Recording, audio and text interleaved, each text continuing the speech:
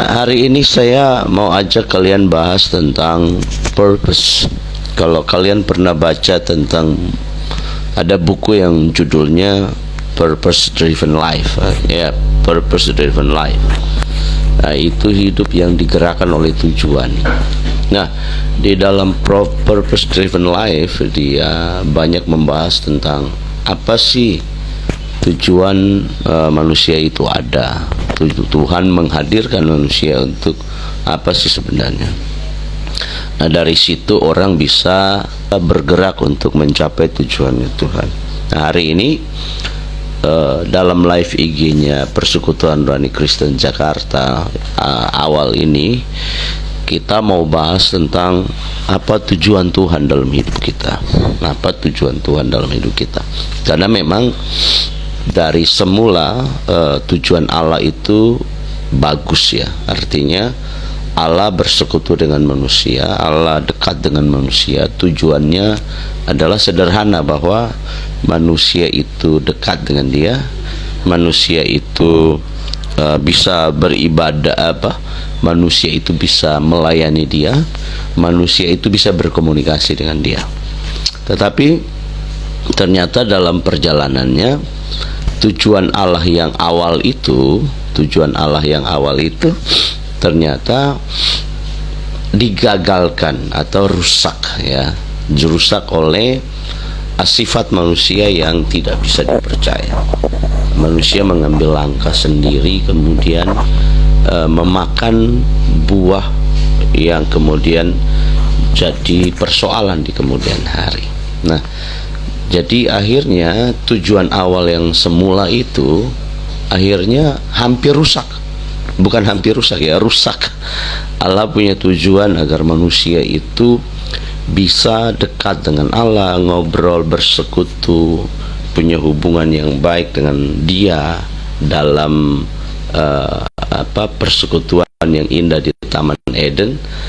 Tapi ternyata persekutuan itu rusak karena keputusan manusia yang agak berbeda. Nah, ini yang jadi trigger kemudian manusia itu hilang dari hadapan Allah. Manusia itu kemudian jauh tertinggal di hadapan Allah. Jadi hari ini kalau kita ketemukan banyak kita manusia itu suka jauh dari Tuhan, kemudian suka tidak berdoa, suka tidak beribadah, ya memang karena dari awal pemberontakan itu telah terjadi persoalan itu. Persoalan itu sudah diawali pada peristiwa di Taman Eden, dan DNA itu turun terus ke bawah sampai hari ini. Nah, tetapi kemudian Allah punya tujuan yang lain, Allah punya cara yang lain melalui Yesus Kristus. Nah, manusia terjebak dalam terjebak dalam kondisi yang payah begitu. Kita terjebak dalam kondisi yang rapuh. Kemudian kita juga terjebak dalam posisi di mana hukuman sudah menunggu kita. Hukuman sudah menunggu kita. Akhirnya Allah harus mengubahnya dengan rencana, yaitu Yesus Kristus harus datang.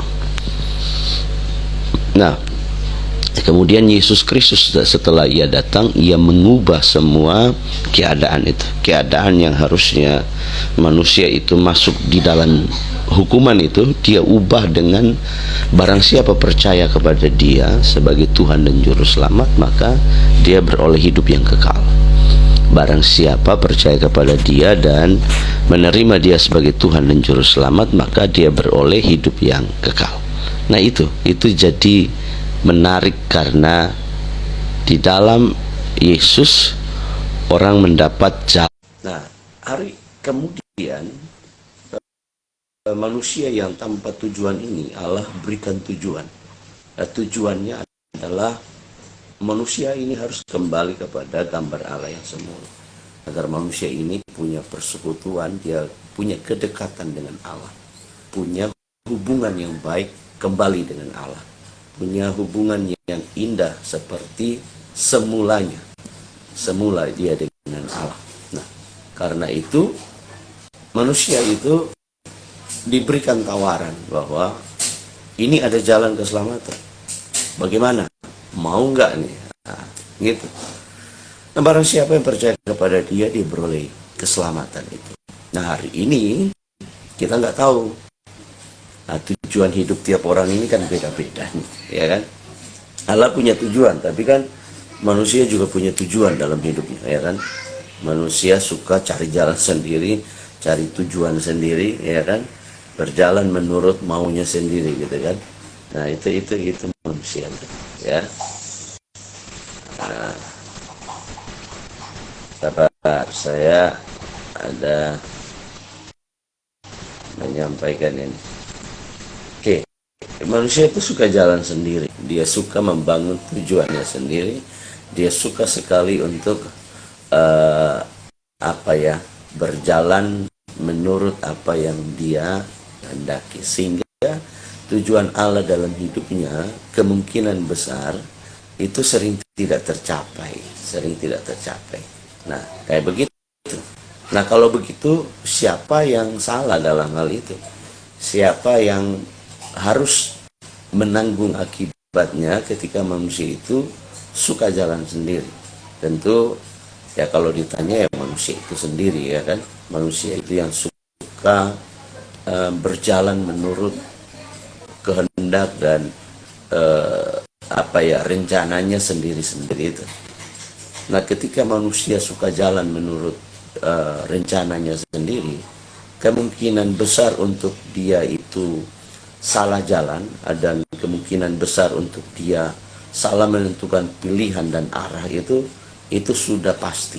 Dan kebanyakan manusia ketika dia jalan menurut kehendaknya, maunya sendiri, kebanyakannya dia pasti salah jalan. Nah, banyak orang hari ini salah jalan, persoalannya sederhana, suka jalan sendiri, nggak suka ngajak Tuhan, nggak suka menerima pengertian dan penjelasan dari Tuhan tentang tujuan Tuhan dalam hidupnya. Ada orang yang Tuhan panggil untuk menjadi nabi, ada orang yang Tuhan panggil untuk menjadi gembala, ada orang yang Tuhan panggil untuk menjadi raja. Tiap orang Tuhan panggil dengan tujuannya masing-masing.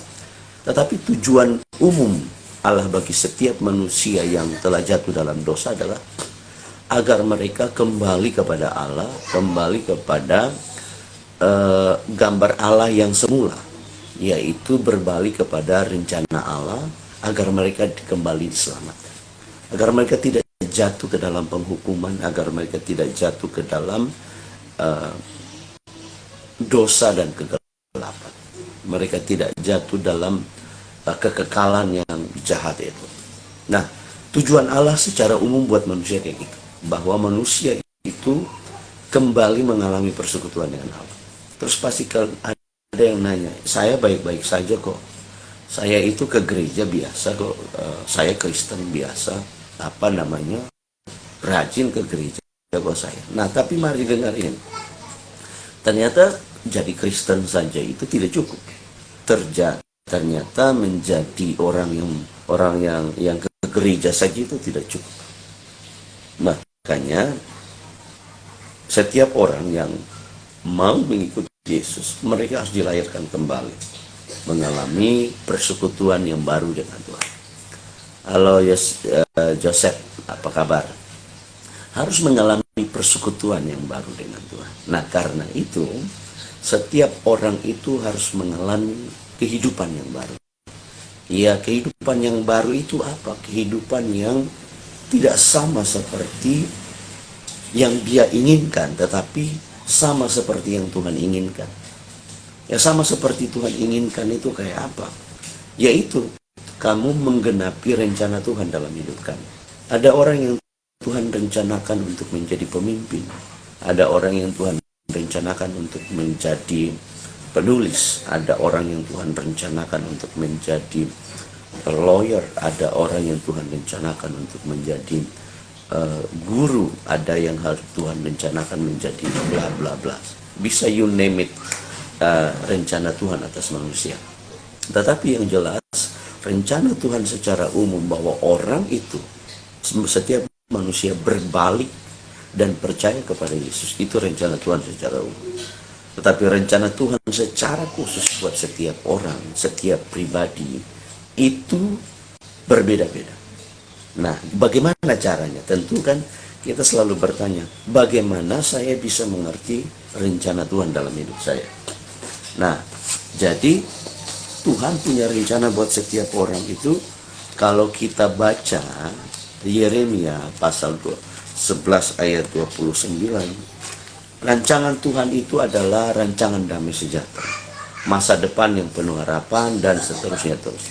Ternyata di dalam mindsetnya Allah, di dalam pemikiran dan hatinya Tuhan, Allah merencanakan kebaikan bagi manusia. Di dalam cara berpikirnya Tuhan, di dalam hati dan perasaannya Allah, Allah merencanakan kebaikan bagi manusia. Tetapi kadang-kadang kayak gini, kita selalu berpikir yang tidak baik buat diri kita. Kita selalu menjudge diri kita, kita selalu mengunderestimate diri kita sendiri, kita selalu melihat bahwa kayaknya tidak ada harapan buat hidup saya. Kita selalu melihat bahwa diri kita nggak mungkin berhasil, nggak mungkin bisa. Apa sih masa depan itu? Saya nggak paham sama sekali. Kita selalu buat begitu. Padahal di dalam hati dan pikirannya Tuhan, Allah punya rencana yang baik buat manusia. Allah punya kehendak yang mulia bagi manusia. Bagaimana manusia itu berbalik dari cara hidup yang lama, kemudian menggenapi rencana Tuhan dalam hidupnya secara pribadi. Makanya setiap orang yang dipanggil oleh Tuhan itu tidak sama tujuan Tuhan dalam hidup mereka. Kita kasih contoh ya, kita kasih contoh. Saya kasih contoh Yusuf.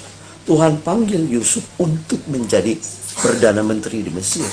Tetapi kalau cara Tuhan panggil untuk Daniel Tuhan panggil untuk menjadi nabi ketika dia ada di pemerintahan di Babilonia dalam pembuangan. Kalau kita lihat contoh si Yakub, itu berbeda lagi. Kemudian kita lihat contoh Yeremia, Yesaya, dan yang kita bisa temukan berbagai orang dengan latar belakang. Paulus, sebenarnya Paulus ini siapa? Paulus ini adalah orang jahat yang kemudian dia bertemu dengan Yesus. Nah, makanya pertemuan dengan Yesus ini jadi persoalan penting dalam hidup manusia. Manusia perlu mengalami perjumpaan secara pribadi dengan Tuhan, apapun alasan. Karena kalau manusia tidak mengalami perjumpaan pribadi dengan Tuhan, sebenarnya dia sudah gagal memenuhi tujuan Tuhan dalam hidupnya. Jadi orang harus menemukan Tuhan secara pribadi. Lihat Yohanes pasal yang ketiga, ketika Nikodemus datang kepada Yesus, Yesus bilang, engkau harus dilahirkan kembali. Engkau harus dilahirkan kembali. Nikodemus pikir, oh gimana saya masuk ke dalam rahim ibu saya? Ya nggak mungkin saya masuk dalam rahim ibu saya untuk keluar lagi. Tapi Yesus bilang, engkau harus lahir dari air dan roh. Artinya manusia baru secara spiritual, secara karakter Kristus, secara batinnya, secara rohani. Ternyata perjumpaan dengan Kristus itu adalah sebuah titik yang sangat penting buat setiap orang. Nah, banyak orang tidak mengalami perjumpaan dengan Yesus, sehingga mereka tidak ngerti tujuan Tuhan dalam hidup mereka itu apa rencana Tuhan buat hidup mereka. Rencana Tuhan itu bukan tentang lu jadi kaya. Sorry, ini sebuah kesalahan. Rencana Tuhan itu bukan tentang lu jadi orang yang berkelimpahan harta. Enggak. Karena para hamba Tuhan, orang yang hidup di dalam Alkitab, mereka bukan berbicara tentang mereka punya harta berapa, tetapi bicara tentang pengalaman mereka dengan Tuhan, nilai kehidupan mereka dengan Tuhan, bagaimana persekutuan mereka yang indah dengan Tuhan, bagaimana mereka menggenapi rencana Tuhan dalam hidup mereka. Jadi bukan tentang kamu punya berapa harta, kamu akan capai posisi apa, tetapi tentang kamu memenuhi, kamu mengenal, kamu memahami rencana Tuhan dalam hidup kamu. Banyak orang nggak tahu tujuan Tuhan dalam hidup mereka apa. Mereka cuma sekolah, jalan, tapi nggak ngerti. Saya buat ini untuk apa? Saya buat itu untuk apa? Mau ngapain saya? Nah kayak gitu. Jadi kadang-kadang kan bingung sendiri. Jadi mari gini. Setiap anak orang muda, remaja, siapa saja kita harus mengerti bahwa Tuhan punya rencana secara spesifik buat kita. Nah, karena Tuhan punya rencana secara spesifik, kita harus apa ya? Harus mengenal dan memahaminya secara spesifik. Kalau kita tidak mengenal dan memahaminya secara spesifik, kita bisa gagal dalam menggenapi rencana Tuhan. Nah, bagaimana kita bisa mengenalnya? Yang pertama tentu kita berdoa. Oh, berdoa lagi. Hey, come on, dengar ini. Cara satu-satunya untuk berkomunikasi dengan Tuhan cuma berdoa. Nggak ada cara lain. Nggak bisa salto begitu, silat kungfu, kemudian kamu ketemu Tuhan, kamu bisa bicara sama Tuhan. Nggak bisa. Cara cuma satu sederhana untuk kita bersekutu dengan Tuhan. Cara sederhana, kamu butuh cuma berdoa. Itu sederhana sekali. Kamu nggak bisa mulai dengan tanpa berdoa. Mengenal rencana Allah, kamu harus mulai dari rencana Tuhan secara pribadi dalam hidup kamu. Kamu harus mulai dengan berdoa. Tanpa berdoa, kamu nggak bisa tahu rencana Tuhan dalam hidup. Kamu nggak akan ngerti. Ya, makanya Tuhan bilang begini, kalau kamu merencanakan sesuatu, kamu harus bilang bahwa kalau Tuhan berkenan. Artinya gini, Tuhan harus terlibat, Tuhan harus tahu, Tuhan harus agree sama kamu, Tuhan harus setuju. Walaupun kelihatannya itu menjanjikan, tetapi kalau Tuhan tidak ada di sana, Tuhan tidak berkenan di sana, kamu mengerjakan sesuatu yang sia-sia. Dan Tuhan tidak memberkati itu. Memang kelihatan kamu dapat hasil besar, tapi apakah Tuhan ada di sana? Apakah Tuhan menginginkan itu? Apakah itu rencana Tuhan? Nah, banyak orang fail di situ, gagal di situ, tidak bisa mengenal rencana Tuhan. Kenapa? Mereka nggak berdoa. Mereka nggak berdoa. Ini sederhana berdoa. Tapi lihat Daniel sehari, kisah Alkitab menuliskan bahwa sehari dia berdoa 3 kali menghadap Tuhan ke Yerusalem. 3 kali dia berdoa dan berdoa sambil mengangkat tangan dan berlutut. Nah, lu berapa kali doa? Nah, kalau ditanya, saya udah doa. Doa apa? Doa makan, doa tidur. Enggak begitu. Bukan begitu konsepnya. Doa itu artinya kamu menyiapkan waktu untuk ketemu, komunikasi, bicara dengan Tuhan. Konsepnya bukan tentang ini ya, gue udah doa makan, doa tidur, gue mau pergi, gue doa dulu. Enggak kayak gitu. Bukan gitu konsepnya. Itu memang berdoa, tapi itu laporan namanya, ya kan? Itu laporan. Yang butuh kamu lakukan, duduk tenang di kaki Tuhan. Kau duduk tenang, berbicara dengan Tuhan. Sampaikan, ungkapkan apa yang kamu kehendaki. Yang kedua, kamu harus bisa melihat potensi, ya kan? Banyak orang nggak bisa melihat potensi dirinya sendiri. Dia tidak mau untuk melihat atau mencari. Ini namanya mencari, menemukan. Kata Alkitab bilang begini, bahwa carilah maka kamu akan mendapat, ketuklah maka pintu akan bukakan, mintalah maka kamu akan mendapat. Nah, kamu harus mencari di dalam dirimu, potensi kamu apa, rencana Tuhan apa, kayaknya Tuhan mau bawanya kemana. Biasanya kan Tuhan titipkan itu melalui potensi, cara berpikir. Tuhan titipkan melalui kemampuan yang Tuhan sudah taruh dalam diri kita. Nah, perhatikan begini, bahwa semenjak setiap orang lahir itu sudah ada bawaannya masing-masing. Sudah ada bawaannya. Bawaannya apa? Potensi Tuhan dalam dirinya. Untuk apa? Untuk menggenapi rencana Tuhan. Jadi, sorry itu sih, banyak yang tidak mencari apa. Dia tidak merenungkannya. Alkitab bilang bahwa renungkanlah firman Tuhan itu siang dan malam. Artinya kamu memikirkan perkataan Tuhan. Nah, tentang potensimu berarti gini, kamu harus memikirkannya dan menemukannya. Kamu harus bisa find you, search your potential. Nah, temukan potensimu dalam diri kamu. Gimana? Ya, bertanya, belajar, komunikasi dengan orang, sharing dan sebagainya untuk menemukan. Menurut kamu, tanya, ya kan? Jadi banyak yang fail, banyak yang gagal karena apa? Mereka tidak melakukan apa yang namanya pencarian potensi, search potensi dalam diri mereka sendiri, ya kan? Mereka tidak melakukan hal itu. Dan yang berikutnya, yang pertama kita harus berdoa, yang kedua harus kita mencari, yang ketiga kamu gabung di kelompok yang benar. persekutuan yang benar. Karena kata Alkitab begini, pergaulan yang buruk merusak kebiasaan yang baik. Kita ini punya potensi baik, kita ini bisa kenal potensi kita. Kalau kita ada di lingkungan yang positif, yang mendukung, yang bisa melihat potensi kita, yang bisa memberikan masukan, dorongan, arahan, dukungan kepada kita, kamu gak akan mengerti tujuan itu, tujuan Tuhan dalam diri kamu, kalau kamu tidak ada di dalam tidak ada di dalam lingkungan yang baik, yang mensupport kamu. Saya ingat dulu kalau saya itu waktu ada di persekutuan itu, teman-teman itu yang namanya kakak-kakak rohani, orang-orang yang sudah duluan melayani, mencintai Tuhan itu, mereka selalu bilang, kamu punya potensi ini, kamu mampu buat ini, Tuhan kayaknya mau pakai hidup kamu. Hei, ada kata-kata kayak begitu loh. Tapi kalau lu pergi di lingkungan yang salah, mereka bilang gini, parah lu, jelek lu, wah lu gak ada apa-apanya, dan sebagainya dan sebagainya. Di lingkungan yang salah, lu akan dapat yang namanya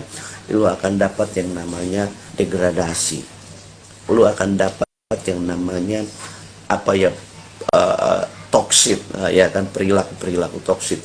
Tapi kalau kamu ada di lingkungan yang positif, kamu akan dapat energi positif, kamu akan dapat kekuatan, kamu akan dapat hikmat, kamu dekat dengan orang-orang yang punya pemikiran, punya perasaan, punya semangat yang bagus. Nah, kadang-kadang kita ini bukan kita tidak bagus, tetapi karena kita ada di lingkungan yang salah, teman yang salah, orang-orang yang toksik, orang-orang yang suka ceritain nama orang yang suka jelek-jelekin kita. Mereka berteman dengan kita di depan, tapi ternyata mereka jelekin kita di belakang. Mereka bicara seumpama manis-manis di depan kita, ternyata di belakang kita mereka rajam kita, mereka cincang kita dengan kata-kata mereka. Kayak gitu.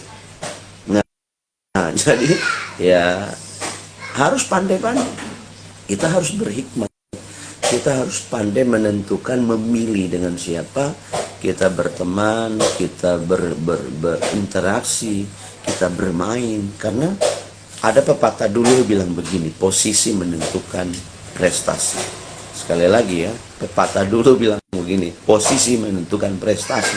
Artinya kalau kamu salah posisi, wah, kemungkinan jelek parah. Nah gitu juga kalau salah ambil lingkungan, teman, komunitas, orang-orang yang sifatnya toksik, orang-orang yang punya pengaruh buruk, membawa dampak-dampak yang tidak membangun dalam hidup kamu, udah selesai, potensi kamu hilang. Tapi kamu harus ada di lingkungan yang benar, yang kemudian potensi kamu diberikan kesempatan untuk kamu bisa mengeksplor, ya kan? Kamu bisa mengeluarkan, kamu bisa bicara dengan bebas, kamu bisa memberikan pendapat kamu dengan bebas. Di komunitas yang satu, kalau lu bicara mereka bilang apaan sih lu? Di komunitas yang lain kalau lu bicara bilang parah lu. Di komunitas yang lain, di tempat yang lain kalau lu bicara bilang, kamu bicara, mereka bilang nggak mungkin lah, apaan sih lu, ngomong apa sih, nggak. Itu kayak gitu. Tetapi kalau kamu ada di lingkungan yang benar, kamu ada di komunitas yang benar, kamu yang salah sekalipun, dia bilang pasti bisa, pasti mampu. Enggak. Kamu punya potensi, kamu pasti bisa. Itu di lingkungan yang benar itu kayak gitu. Mereka selalu mencari alasan, mereka selalu menemukan alasan bahwa kamu itu adalah orang yang hebat dan terbaik. Mereka akan selalu punya alasan untuk menemukan bahwa kamu punya potensi, kamu punya sesuatu yang kamu bisa buat menjadi sesuatu yang hebat. Nah, itu cara pandang yang dibangun dari sisinya Tuhan. Nah, banyak orang tidak ada pada posisi itu. Nah gitu. Jadi lingkungan, yang pertama berdoa, yang kedua kamu harus bisa menemukan, yang ketiga kamu harus bisa berada di lingkungan, yang keempat, yang terakhir kamu harus punya mentor. Nah, mentor ini penting. Apa sih mentor, Pak Abraham? Apa sih mentor, bro? Apa sih mentor? Mentor itu adalah orang-orang yang kamu bisa percaya, bisa mengarahkan, bisa membimbing, bisa menuntun, bisa mengajari kamu, menegur, bisa melatih, dan seterusnya kamu. Karena tujuan Tuhan tidak akan tercapai dalam hidup kita kalau tidak ada yang melatih kita. Contohnya, kalau lu pingin main musik, Lu harus belajar dengan orang yang bisa main musik. Lu harus datang di tempat kursus. Bisa saja belajar sendiri, tapi butuh waktu yang lama. Ada yang sekarang kita belajar otodidak. Nah, otodidak pun kan lu belajar dari YouTube kan, lu belajar tutorial kan, orang juga itu kan yang ngajarin kan. Jadi ternyata butuh mentor, butuh orang-orang yang bisa menasihat. Kadang-kadang kan kita nggak di rumah itu kita nggak suka dinasihatin orang tua. Kadang-kadang kan, kemudian gimana sih? Nah, cari orang-orang yang kemudian kamu bisa percaya. Nah, di mana? Di komunitas yang memang. Kalau enggak, karena kalau kita tidak dididik, tidak dinasehati, tidak dikasih tahu, kita jadi orang yang liar gitu. Kita jadi orang yang ya tanpa didikan, tanpa ajaran, tanpa pemberitahuan. Orang kadang-kadang yang pakai Google, kita kemana-mana kita butuh Google Map. Google Map itu guidance buat kita kan. Orang butuh guidance untuk sampai pada purpose atau tujuan tertentu. Nah, dalam hidup kita butuh guidance. Guidance itu yang tadi, kamu butuh berdoa, kamu butuh menemukan, kamu butuh ada di lingkungan yang baik, kamu butuh dekat dengan orang-orang yang bisa membimbing, orang-orang yang bisa melihat potensi untuk kamu. Nah, banyak yang kan orang-orang bukan mereka tidak mampu, mereka tidak bisa, tetapi mereka ada di tempat yang salah. Dan kemudian karena mereka ada di tempat yang salah, akhirnya berantakan mereka. Nggak bisa buat apa-apa. Akhirnya ya kehebatan, potensi apa yang ada dalam diri mereka hancur begitu saja. Kenapa? Karena mereka dekat dengan penasehat yang salah. Di dalam kisah-kisah Raja Israel itu selalu begini ceritanya. Kalau Raja Israel itu punya penasehat yang baik, penasehat yang benar, penasehat yang jujur, takut akan Allah, maka kerajaan Israel itu akan berjalan dengan baik. Tapi kalau penasehatnya tidak baik, nah itu pasti kerajaan Israel itu cenderung buruk dan jauh dari hadapan Tuhan. Nah, yang harus kita pahami adalah begini, bahwa kita harus punya penasehat, orang-orang yang bisa mendidik, membimbing, menasehati kita, dan kita harus mau dididik oleh mereka. Untuk apa? Untuk diri kita sendiri. Untuk apa? Untuk menunjukkan kepada kita bahwa lo nggak usah ikut kiri, ikut kanan aja loh. Lebih bagus ikut kanan. Orang yang bisa memberikan kamu guidance, orang yang bisa menegur kamu dari dekat, orang yang bisa mengajari dan membimbing kamu. Kadang-kadang kita nggak mau punya mentor. Kenapa? Kok jadi lu yang ngomong ke gue? Nggak, kamu harus rela dan kamu harus mau. Kenapa? Lihat di Alkitab, semua hamba Tuhan yang hebat itu selalu punya mentor. Dan kalau kamu lihat hari ini, semua orang-orang yang berhasil itu juga selalu punya mentor. Atau orang-orang yang diterima sebagai orang yang bisa membimbing, mendidik, mengarahkan, dan menuntun mereka. Kayak begitu. Jadi jangan anti terhadap hal-hal kayak gitu. Karena kalau anti, ya sudah. Ya kita nggak mau dididik, nggak mau dikasih tahu. Oh bagaimana, ya kan? Kalau nggak mau ya sudah, susah jadinya. Nah, besi itu butuh ditempa, tanah liat itu butuh dibanting, diolah, diinjak untuk apa? Dapat hasil yang terbaik. Nah, manusia itu caranya gimana? Di guidance, dibimbing, diajarin, dididik, dituntun. Untuk apa? Menggenapi, mencapai rencana Tuhan dalam hidup. Jadi rencana Tuhan dalam hidup itu baik. Tiap orang seperti Yosia, Rafael, Saulina, kemudian siapa lagi nih? Noel apa siapa sih? Nah, itu semua Allah punya rencana. Allah punya rencana dalam hidup tiap orang. Nah, karena itu kita butuh berdoa. Yang kedua, kita harus menemukan apa yang Tuhan mau dalam diri kita. Yang ketiga, ada di dalam kelompok atau teman-teman lingkungan yang benar. Yang keempat, kamu harus punya leader, kamu harus punya mentor. Kalau nggak punya mentor itu kadang-kadang sulit. Lu nggak tahu mau curhat ke siapa, lu mau ngomong ke siapa, siapa yang harus kasih lu advice. Kadang-kadang kan orang semua pada gengsian kan, gengsi, ih parah, gue harus curhat kemana, gue harus ngomong. Padahal di dalam ini udah nggak tahu mau ngomong, mau bilang apa lagi. Di dalam pikiran, perasaan udah sumpah penuh dan tidak ada yang bisa mau mendengarkan. Nah, kamu butuh orang yang dimana bisa menuntun kamu. Dan kalau diam, kamu harus berani untuk mendekati dia, untuk meminta orang itu menjadi mentor buat kamu, untuk mementor di hidup kamu.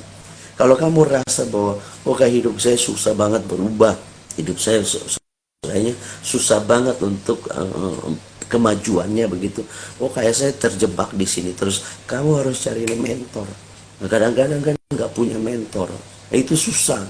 Mentor itu penting untuk kasih tahu, untuk mengarahkan, untuk mendoakan, untuk mendukung, kayak gitu. Nah, jadi kalau dulu saya waktu SMA itu saya punya mentor juga. Jadi kalau tiap kali ada kesulitan kayak gitu, kesulitan, saya rasanya kok parah ini persoalan banyak banget sih. Ya curhat, habis curhat ke dia, dia doain. Ya habis dia doain, ya lega, dia kasih masukan, dia kasih guidance buat saya oke, saya akan lakukan, saya akan gitu. Karena memang kita butuh orang lain untuk kasih tahu kita, untuk orang lain untuk memberikan kita opsi, cara berpikir yang lain, pintu yang lain, jalan keluar yang lain, kayak begitu. Nah, kita nggak boleh gengsi untuk punya mentor. Nah, saya juga sampai hari ini punya mentor. Sebagai guru, sebagai ketua organisasi, ya saya punya mentor juga. Nah, mentor-mentor saya itu adalah orang-orang yang memang memahami tentang dunia pendidikan, kemudian memahami tentang organisasi, peraturan undang-undang dan sebagainya. Kayak gitu, saya punya mentor. Bukan. Kemudian kalau terjadi persoalan-persoalan tertentu tentang guru, atau saya curhat bicara sama mereka, dan mereka lebih tahu dan saya dikasih guidance. Nah, kadang kayak gitu. Jadi kalau lu anak sekolah atau lu pelajar, lu butuh Pak Abraham atau Pak, mentorin saya dong, jadi mentor buat saya, bisa nggak? Kayak begitu. Jadi ketika kamu punya persoalan, Pak Abraham, saya punya kayak gini, sorry itu saya ngomong, kita doa, kita kasih tahu, begitu. Jangan gengsi, jangan juga tidak mau diarahkan, tidak mau dididik. Itu bahaya, nggak boleh. Oke guys, hari ini sudah menarik ya, ada 4 topik, 4 poin yang saya sampaikan kepada kalian, bahwa untuk mencapai tujuan Tuhan dalam hidup kita tentu sederhana, kita butuh berdoa. Doa dulu, doa bukan doa makan ya. Jangan berpikir kalau lu udah doa makan berarti itu udah doa, bukan, maksudnya bukan itu, konsepnya salah kalau kayak gitu. Doa yang bicara tentang waktu khusus yang kamu berikan kepada Tuhan, di mana kamu menyampaikan permohonan kamu. Nah, itu doa. Kemudian yang kedua adalah temukan diri kamu. Jadi kamu sendiri mencari dalam diri kamu. Ya kan, kita belajar, jadi kita harus paham kemampuan kita di mana. Yang ketiga, kamu harus berkumpul dengan orang-orang yang bisa melihat potensi kamu. Yang keempat, minta orang-orang yang bisa menjadi mentor untuk mentor kamu. Di dalam Alkitab itu terlalu banyak mentor. Nah, hari ini di gereja atau dimanapun kita berada, ada orang-orang yang bisa menjadi mentor buat kita. Ya, kita minta mereka, dukungan mereka untuk jadi mentor buat kita. Oke. Kawan-kawan yang punya pertanyaan, boleh di chatting, boleh sampaikan pertanyaannya di kolom komentar aja, biar saya baca, saya langsung jawab saja ya kan, biar mantap kita jawabannya. Jadi ada 10 menit ke depan untuk kita boleh sharing, tanya jawab, ngobrol tentang tujuan Allah dalam hidup kita. Sebenarnya kamu mengerti nggak apa rencana Tuhan dalam hidup kamu? Karena memang tidak semua orang ditetapkan Tuhan jadi pendeta. Tidak semua orang Tuhan punya tujuan untuk menjadi pengusaha. Tidak semua orang juga Tuhan memberikan tujuan hidup untuk menjadi guru atau menjadi gubernur atau menjadi menteri atau menjadi penulis atau menjadi pemusik dan sebagainya. Tuhan sebenarnya punya guidance buat kita. Tuhan menaruh potensi dalam diri kita untuk kita bisa menemukan tujuan Tuhan dalam diri kita apa. Ada yang Tuhan memang pilih untuk jadi pengacara, jadi hakim. Ada yang memang Tuhan pilih untuk menjadi atlet.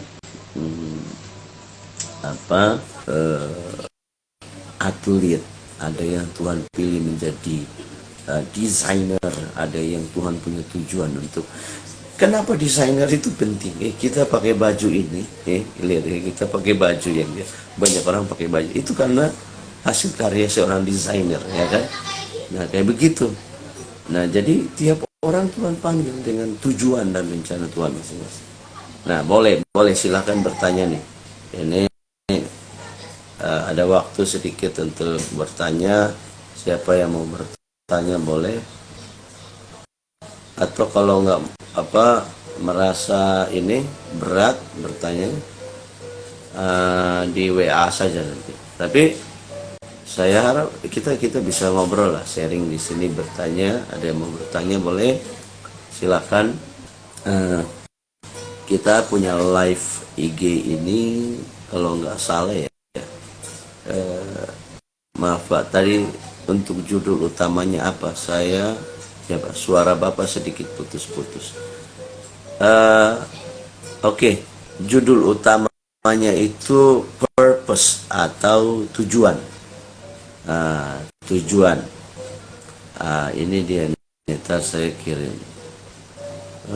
Dia nggak ada. Purpose atau tujuan. Jadi Tuhan punya rencana buat tiap orang agar ia mencapai tujuan mereka. Permisi Pak. Oke, contoh mentor yang baik bagi remaja itu apa? Nah, mentor yang baik itu kamu bisa temukan di gereja. Nah, contohnya begini ya. Contohnya dia kakak rohani di gereja atau dia pembimbing rohani.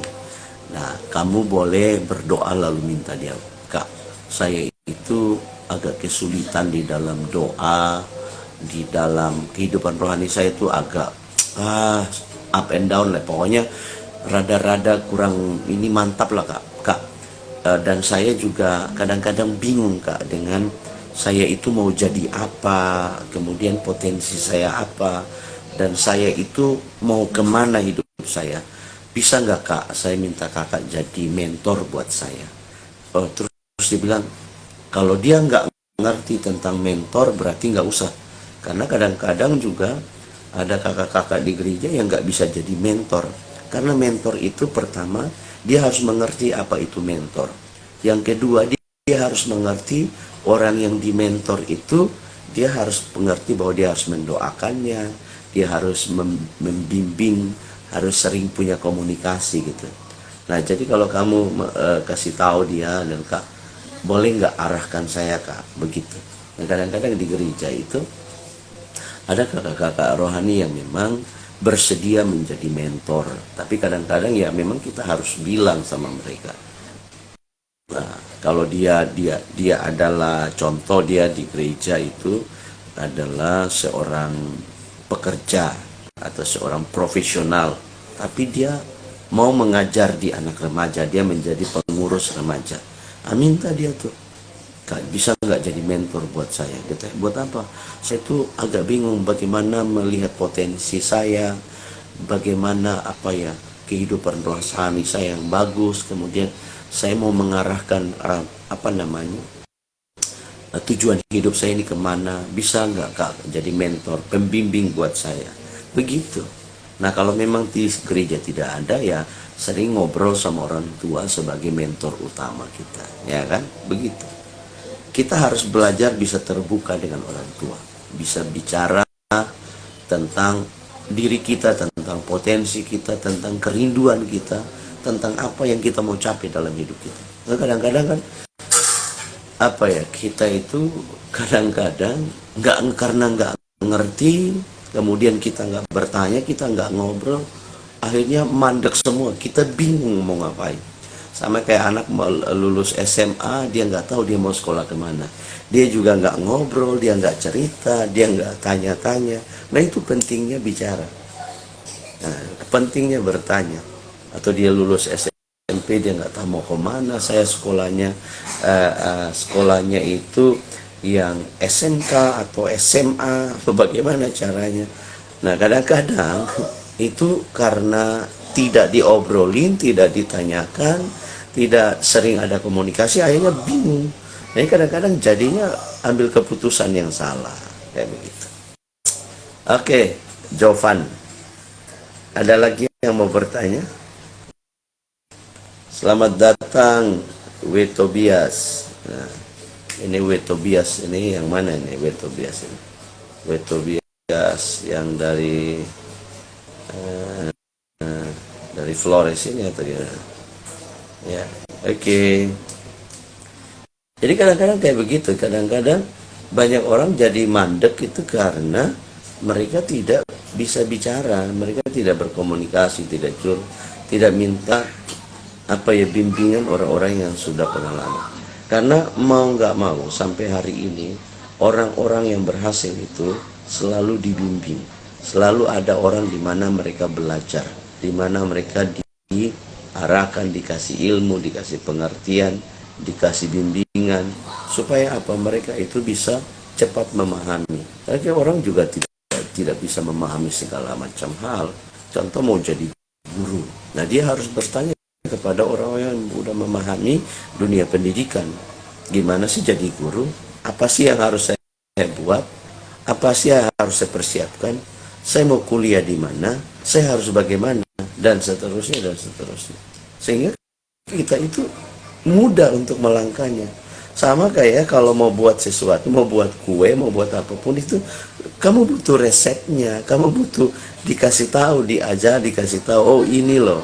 Kayak begitu, ini tambah ini, tambah ini, tambah ini, jadi harus dibuat kayak gini. Nah kadang-kadang kayak gitu, kita banyak yang tidak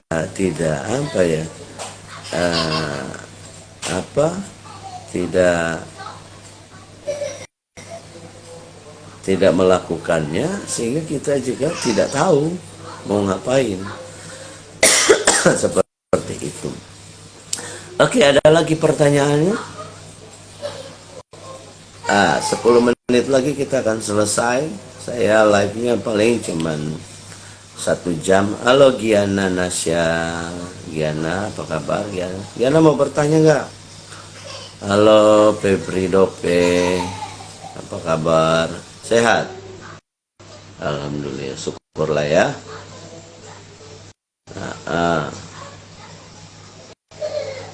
Ya silakan yang mau bertanya. Yang mau bertanya silakan. Ada yang kasih api. Thank you apinya ya. Jangan lupa kalau api gitu tambahkan sama giftnya, asik ya. Di Instagram nggak ada giftnya ya. Ya, yang mau bertanya silakan.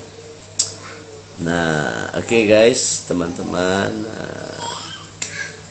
Nah,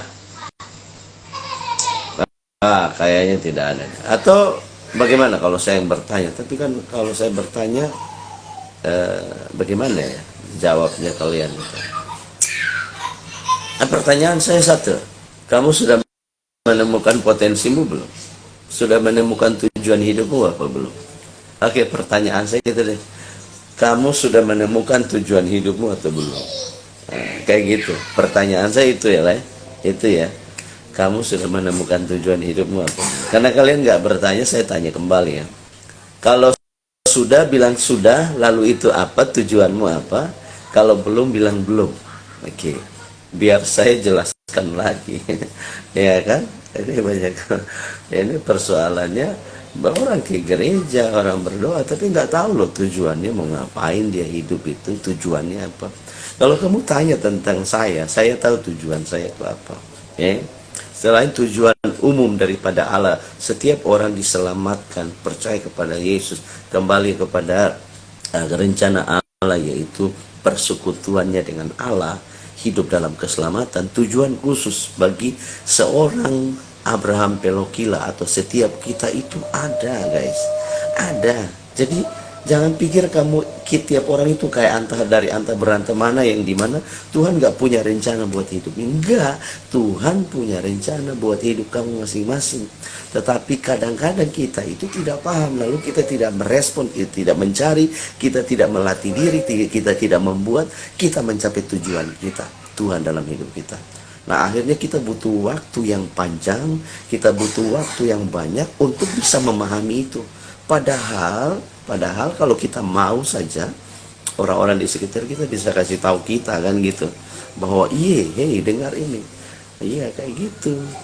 Jadi bicara, ngobrol gitu, ngobrol, ya kan, ngobrol. Saya dulu juga nggak tahu Tuhan itu mau apa dengan hidup saya tuh, saya bingung aja, kayak jalanin aja ya begitu aja tuh. Akhirnya sampai pada satu titik, rencana Tuhan itu saya paham, rencana Tuhan. Nah, jadi ini bukan tentang rencana Tuhan buat lo jadi orang kaya, enggak, tetapi nilai-nilai Kristus dan tujuan pekerjaan Allah dalam hidupmu